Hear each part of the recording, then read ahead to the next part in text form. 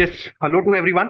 I welcome you all to this interactive session on Daily News Digest. और यहाँ पे आज हम एक नया आर्टिकल कुछ नए आर्टिकल्स डिस्कस करेंगे from the papers of 10th 12th of October. So I'm starting with the first article of the day, जो आज इंडियन एक्सप्रेस में आया है. यूनाइटेड नेशंस के peace keepers at Lebanon border with Israel.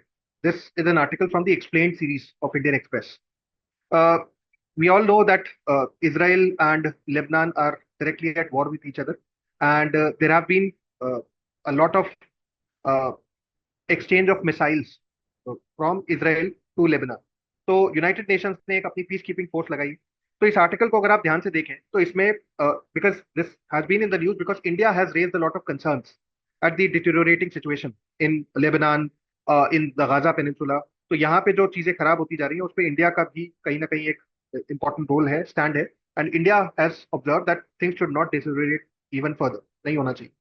तो UNIFIL specifically एक जो piece keeping force है, which has a full form of United Nations की जो forces in Lebanon, UN forces in Lebanon.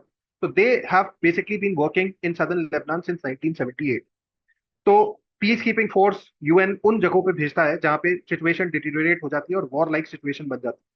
तो this is the agency, this is the item which has been in the news, and this very much is in the news because Lebanon पे Israel has continuously been attacking. The United Nations Interim Peacekeeping Force in Lebanon. This is an international body which has more than 10,000 civilians and military personnel. So you should be aware of the mission of UNFIL, IFIL, because this can be asked. And इसमें एक term और दिया हुआ है which I want you to specifically emphasize, that is blue line. तो 121 kilometre का जो Lebanon Israel का बॉर्डर है या जो स्ट्रेच है जहां पे कॉन्फ्लिक्ट हो रहा है, this is called blue line. तो this can be asked as a prelim specific question, पूछा जा सकता है. अपार्ट फ्रॉम दिस, हिजबुल्ला को टारगेट कर रहा है, तो ये एजेंसीज या organisations like Hezbollah, Hamas, they also should be known to students. You should be aware as to what is their mandate, why have they been formed, who is funding them. ये सारे सवाल जो हैं उनको उनके answers आप लोगों के पास होने चाहिए. And how is United Nations की जो फोर्स है in Lebanon, how is that planning to stop such incursion from Israel? क्या स्टेप वो लेना जा रहे हैं जिससे इसराइल के जो टैंक्स या अलग अलग तरह के जो अग्रेशन हो रहा है उसको रोका जा सके? तो उस सेंस में ये इंपॉर्टेंट. तो what I have expected is कि इसमें क्वेश्चंस पूछे जा सकते हैं. जैसे obviously they have not asked a question on United Nations peacekeeping force, but many other organizations of United Nations have had questions. Like they've asked a question on World Health Organization, they have asked a question on UNESCO in 2019. WTO पे एक question आ चुका है 2018 में. और UN की एक बड़ी specific body थी, अभी भी है, United Nations Economic and Social Council. That has also been asked as a full fledged question इन 2017. So I think United Nations and the bodies associated with United Nations are very much in the news. Students should read it in detail because आगे चल के फिर IR के GS paper 2 में ये पूछा जा सकता है. Important article. सर, इसमें एक क्वेश्चन है कि इसमें जो यूएन पीस कीपिंग फोर्स है उसमें हाईएस्ट कंट्रीब्यूशन किसका है, ये बता सकते हैं?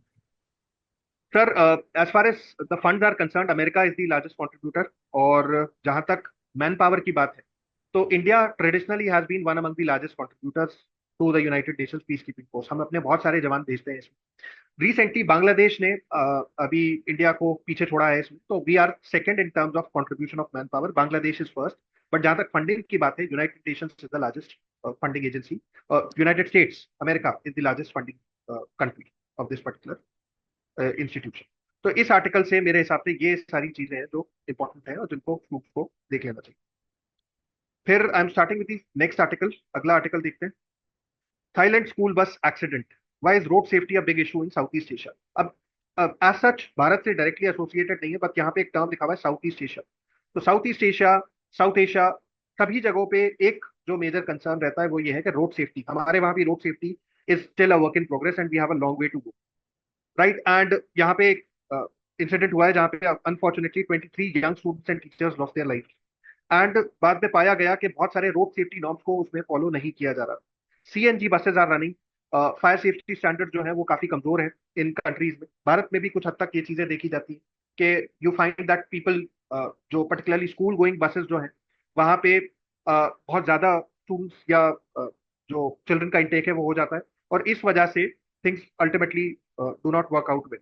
And the incidents of accident are also very frequent. तो यहाँ पे कुछ अच्छा डेटा लिखा हुआ है इस आर्टिकल में, जो मैं चाहूंगा स्टूडेंट्स देखें और उसको याद करें। कि जैसे साउथ ईस्ट एशियन कंट्रीज के केस में है that they have one of the highest rates of traffic fatalities in the world, approximately 25.7 deaths per 1 lakh people in 2020. And this is a data which has been given by World Health Organization. World level pe this number is only 15 per lakh people. In terms of Southeast Asian countries, this is 25.7. Even South Asian countries have a very bad score here, right? तो इस वजह से यहाँ पे we have a lot of work to do. और इस article में आखिर में उन्होंने जो सिचुएशन बताई है वो ये बताया है कि लगभग सारे साउथ ईस्ट एशियन कंट्रीज जो है they have issues when it comes to road safety. क्या इसका सोल्यूशन है? बिकॉज ये सोल्यूशन हम अपने आंसर्स में लिख सकते हैं। तो देर टोल्ड कि Chinese technology can come to your rescue. कि बहुत सारी ऐसी टेक्नोलॉजी है जो जिसको इनकॉर्पोरेट किया जा रहा है, जैसे real time apps to monitor the conditions of the roads and to update the drivers of the condition of the road, ताकि ड्राइवर को पहले से पता हो कि 1 किलोमीटर या 2 किलोमीटर आगे कोई बड़ा खड्डा आने वाला है या कुछ जो रोड है वो खराब होने वाली है, और उससे वो उसकी वजह से वो पहले से प्रीएम्प्टिव एक्शन ले सके। तो इस तरीके से इस तरह की टेक्नोलॉजी को हम इंडिया में भी इनकॉर्पोरेट कर सकते हैं। Let's make this technology indigenous, जो भारत में ही डेवलप हो, और अल्टीमेटली इससे हम ये इंश्योर कर सकते हैं कि जो हमारे रोड सेफ्टी के नंबर्स हैं वो बेहतर हो। तो उस सेंस में I think the student should go through this article because it has some really very good data which the student should be reading. So now I would like to invite Kanhaiya sir to take the discussion forward. Thank you sir. आज के discussion में Indian express के दो articles में discuss करना चाहता हूँ। इसमें दो इम्पोर्टेंट आर्टिकल्स मुझे लगे। जो फर्स्ट है, जो इसके एडिटोरियल में मेंशन है, वो है रिगार्डिंग एग्रीकल्चर ग्रोथ रेट। सो इसका जो हेडिंग है वो है ग्रोथ ड्राइवर्स। यहाँ पर जो फार्म सेक्टर है उसमें बात की गई है कि किस टाइप से कुछ पार्ट जो है फार्म सेक्टर का, कुछ सेक्टर्स हैं जो जिसकी ग्रोथ रेट अलग है कि, और कुछ की कम है, कुछ की ज़्यादा है। तो यहाँ जो डिफरेंस बताया गया है उसका रीजंस बताया गया है। तो इसमें फर्स्ट थिंग जो इम्पोर्टेंट स्टूडेंट्स के लिए वो है यहाँ का डाटा। इसमें जहाँ एज यू कैन सी यहाँ पर डाटा मेंशन है, जहाँ डाटा में जो ग्रोथ रेट है पिछले 10 साल में कुछ सेक्टर्स की वो मेंशन है, जिसमें स्टूडेंट्स को नोट डाउन करना चाहिए कि जो लाइव स्टॉक एंड फिशरीज हैं, सब सेक्टर्स जो हैं फार्मिंग के, इसमें यहाँ पर ग्रोथ आउटपुट दे रखा है 5.8% एंड 9.1% रिस्पेक्टिवली, जो ये पिछले 10 साल के पीरियड का ग्रोथ रेट दे रखा है। क्रॉप सब सेक्टर यही जो 10 साल पहले की हम बात करें, एक डिकेड पहले की, तो उसका भी इसमें परसेंटेज मेंशन है। सो ओवरऑल ये आर्टिकल बोलता है कि परसेंटेज तो इंक्रीज हुआ है overall growth rate, but still, for example, horticulture crop production rose at an average annual of 3.9% इसी 10 साल के पीरियड में, और same for non horticulture crop और field crop was a meagre of this 1.6%। So horticulture, non horticulture crops and the field crops, इनके लिए देखा गया है कि परसेंटेज कम है ग्रोथ रेट, और जो हॉर्टिकल्चर क्रॉप्स हैं उसके लिए परसेंटेज ज्यादा है। तो ये डिफरेंस का रीजन क्या है? और इसमें सिमिलरली इन्होंने स्टेट्स को भी कंपेयर किया है इस आर्टिकल में, नेक्स्ट पैराग्राफ में हम देखेंगे। तो एक चीज यहाँ पर इंपॉर्टेंट है कि even after this benefits of minimum support price MSP, ये इंपॉर्टेंट है स्टूडेंट्स के लिए, कुछ जो फील्ड क्रॉप्स हैं राइस एंड वीट, उनकी जो ग्रोथ रेट है वो कम है, बट जो अदर क्रॉप्स हैं लाइक अदर सब सेक्टर्स हैं like milk, poultry, meat, eggs, fish and horticulture, जो लार्जली मार्केट पे डिपेंड करते हैं, मार्केट डिमांड से रन करते हैं, यहाँ एमएसपी पे इतना डिपेंडेंसी नहीं है, उसके बावजूद उनका ग्रोथ रेट अच्छा है। तो ये डिफरेंस यहाँ बताया गया है कि हमें मिनिमम सपोर्ट प्राइस किस तरफ जाना चाहिए या मार्केट लेड डेवलपमेंट की तरफ जाना चाहिए। सो ये डिफरेंस यहाँ पर मेंशन करना है, ये इंपॉर्टेंट है। स्टेट्स को कंपेयर किया गया है, जिसमें देखा गया है कि जो हाईएस्ट एग्रीकल्चर ग्रोथ है non, for example horticulture and other sub sectors other than field crops, तो जो हाईएस्ट ग्रोथ जहाँ पर एग्रीकल्चर ग्रोथ है वो जैसे आंध्र प्रदेश, मध्य प्रदेश एंड महाराष्ट्र एंड गुजरात, तो वो स्टेट्स हैं जहाँ पर डाइवर्सिफिकेशन हुआ है, लाइव स्टॉक, एक्वाकल्चर, हॉर्टिकल्चर, इन पे फोकस किया गया है। बट वो स्टेट्स जो लेगार्ड्स हैं, for example Punjab and Haryana, वहाँ पर फील्ड क्रॉप्स पे फोकस किया जाता है, जैसे राइस एंड व्हीट। तो ये डिफरेंस यहाँ बताया गया है। लास्ट पैराग्राफ भी इंपॉर्टेंट रहेगा वे फॉरवर्ड के पर्सपेक्टिव से। यहाँ पर वे फॉरवर्ड दिया हुआ है कि how can we dispense the MSP and give crop specific, give other supports, for example, per acre transfer, assuring farmers of a minimum income rather than a crop specific support. So ये हम यहाँ पर provide किया जा सकता है। यहाँ लिखा हुआ है risk taking and market oriented जो कैपेबिलिटी है फार्मर्स की उसको इंक्रीज किया जा सकता है। Credit support, insurance support and technology can also help. तो ये वे फॉरवर्ड यहाँ पर मेंशन है। अब जो एग्रीकल्चर है इस पे काफी क्वेश्चंस मेंस में भी आए हुए हैं, GS3 का पार्ट है। तो कुछ क्वेश्चंस मैं स्टूडेंट्स के रेफरेंस के लिए यहाँ बताना चाहता हूँ।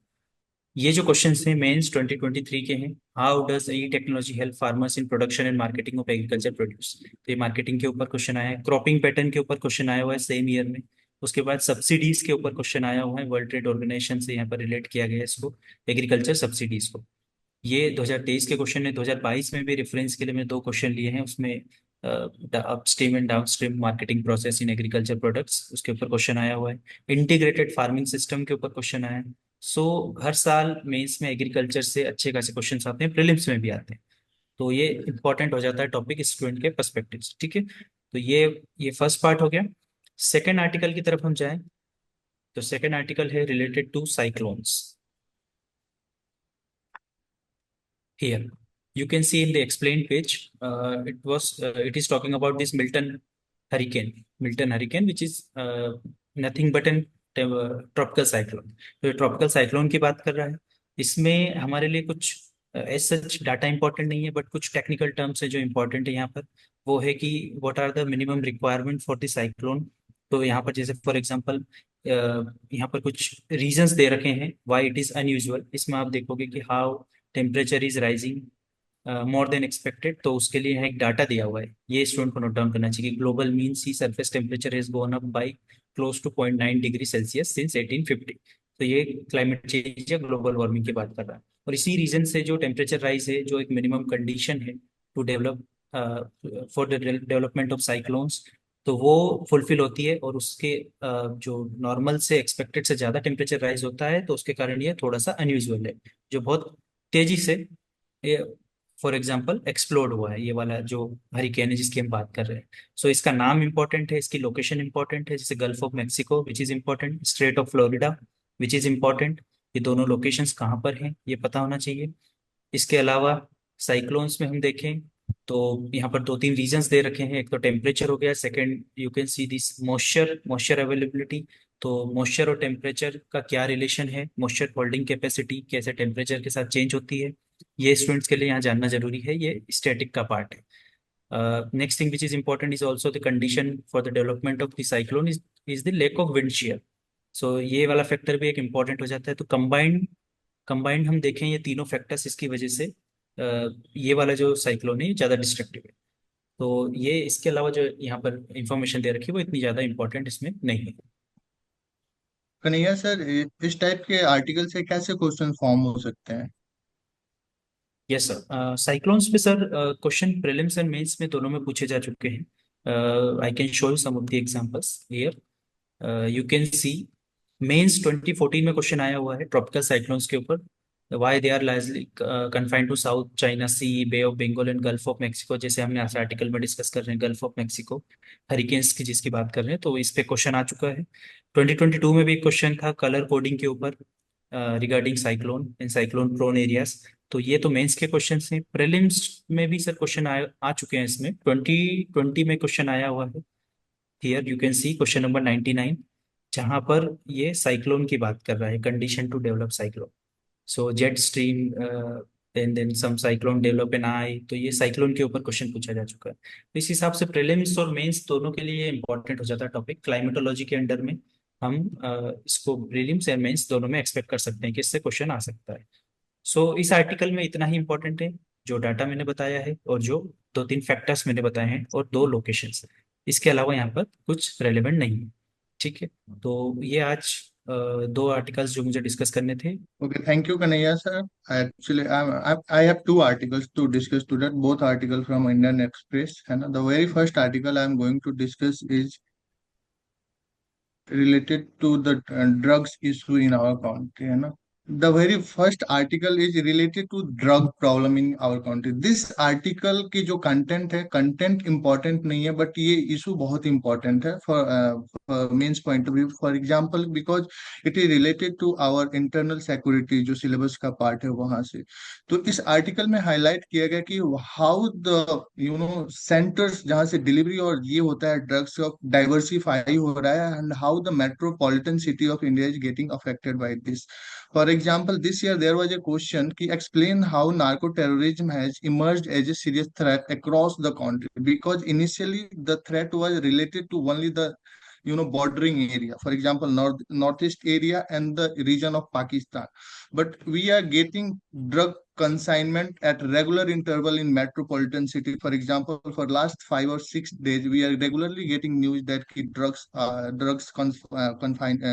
consignment has been captured by the enforcement agency. तो इस आर्टिकल में हमें के थ्रू हमें जो चीजें जाननी है कि जो दो कॉन्सेप्ट है तो होता है एक ग्लोबल ट्रायंगल का जो लाओस, थाईलैंड और म्यांमार वाला रीजन है वहाँ, and how those things, how drugs are being transported from this triangle to India, और नॉर्थ ईस्ट में कैसे इम्पैक्ट कर रहा है इंसर्जेंसी को.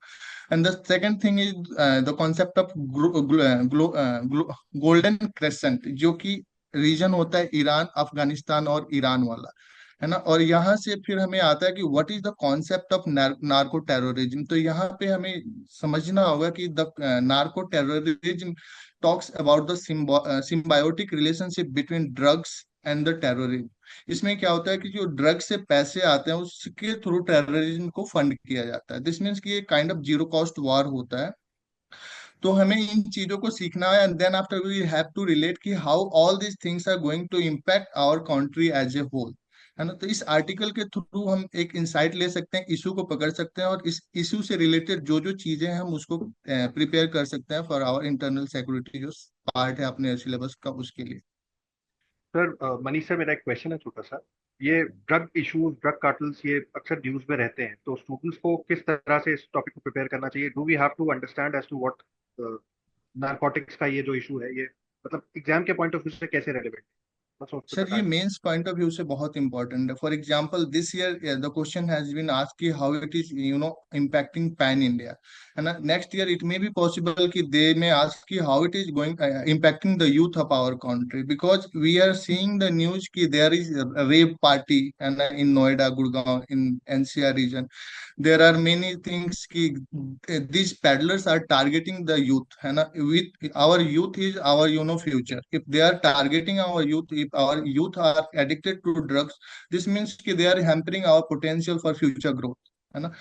तो ये यूथ को टारगेट कर रहा है. कैसे ब्लैक मनी को ये कर रहा है, ब्लैक मनी को अपने इकोनॉमी में ला रहा है, जो इन्फ्लेशन में इसको हम इकोनॉमी से रिलेट करके तैयार कर सकते हैं. तो in this time this is a very comprehensive issue जिसका मल्टीपल डायमेंशंस है, तो हम अकॉर्डिंगली प्रिपेयर कर सकते हैं. The second article that I have is related to that air pollution, है ना. तो इसमें दो कॉन्सेप्ट है जो हमारे लिए इंपॉर्टेंट है. फर्स्ट ऑफ ऑल ये इशू ये है कि बिफोर द विंटर स्टार्ट्स ना, there has been cases of stubble burning in the NCR region, mainly in Delhi, है ना. तो वी ऑल नो कि in during the winter period the air quality of Delhi is really poor, है ना, verse हो जाता है. तो यहाँ पे एक पूसा बायोडिकम्पोज का जो कॉन्सेप्ट है वो इम्पोर्टेंट है. तो यहाँ पे हमें जानना चाहिए कि व्हाट इज दिस कॉन्सेप्ट. तो इसमें क्या होता है कि we are in this capsule we are using fungal जो इंजाइम्स को ये करता है, एक्टिवेट करता है. Through that we degrade the waste, है ना. तो ये not only in stable burning but we can use it in multiple area, because कोई भी वेस्ट है जो डिग्रेडेबल है उसको हम डिग्रेड कर सकते हैं थ्रू दिस.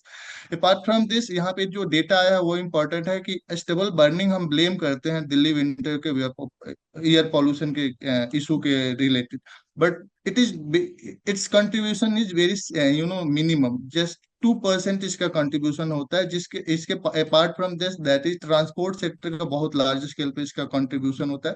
तो ये दो पॉइंट्स को हम मेंस में यूज कर सकते हैं अगर क्वेश्चन ऐसा आता है तो.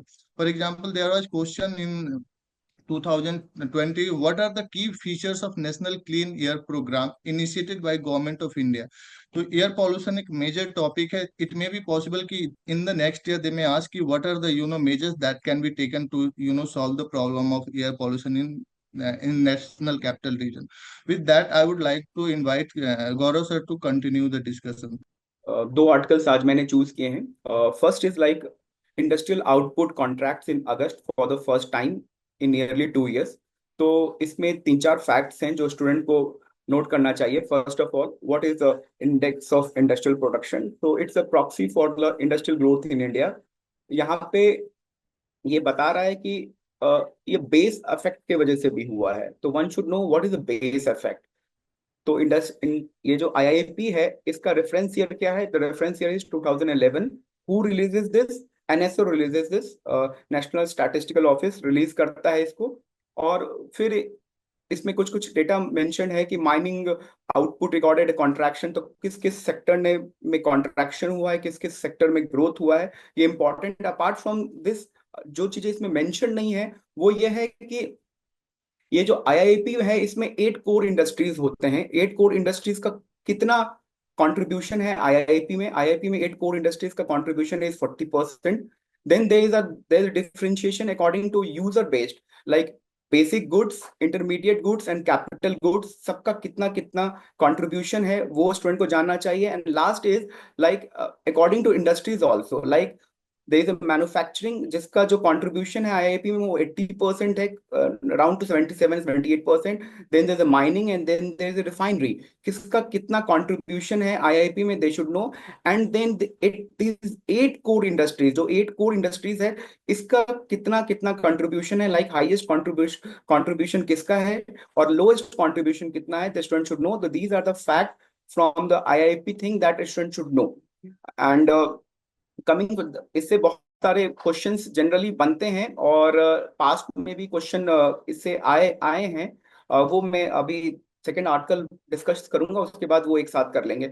फिर दूसरा ये है कि अभी Goyal are the commerce minister said that irrational EU standards, unfair unfair rules hurting ties. अब इसमें ये है, इसमें ये हमें जानना है कि डब्ल्यूटीओ के जो मेजर्स होते हैं, like most favoured nation, first of all we should know what is most favoured nation. फिर हमें जानना है नेशनल ट्रीटमेंट क्या होता है। एंड दीज लाइक द ये जो इन्होंने carbon border adjustment facility mechanism किया है for like taxing import into European Union, तो इसमें ये क्या है? ये नॉन टैरिफ बैरियर्स मेजर्स हैं। ट्रेड बैरियर्स मेजर्स क्या होते हैं? ये डब्ल्यूटीओ के कंप्लाइंट है या नहीं है? अपार्ट फ्रॉम दैट, ये कुछ डब्ल्यूटीओ को टर्म्स होते हैं जैसे कि amber boxes, blue boxes, student को वो सब जानना चाहिए जो इसमें नहीं दिया गया है।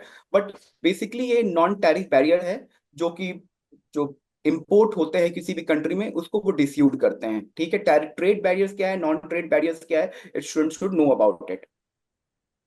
गौरव तो sir, I would like to know कि जैसे आपने नॉन टैरिफ बैरियर्स की बात की है, तो एक्चुअली थोड़ा सा इलैबोरेट कर दोगे आप इसको कि होता हाँ सर, क्या है बिल्कुल, कैसे? For the benefit of student I elaborate a bit.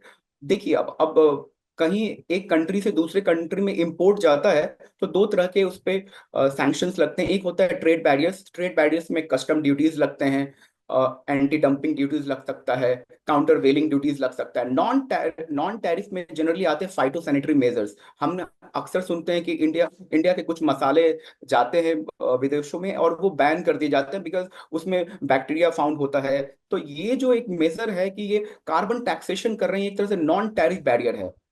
और टेक्निकल बैरियर्स होते हैं, कुछ लेबर बैरियर्स भी लगाते हैं, लाइक अगर कोई सोर्स कंट्री लेबर लॉज को फॉलो नहीं कर रही है तो जो इंपोर्ट डेस्टिनेशन है वहां पे उस पर टैक्स लग सकता है। तो these are the kinds of non tariff barriers.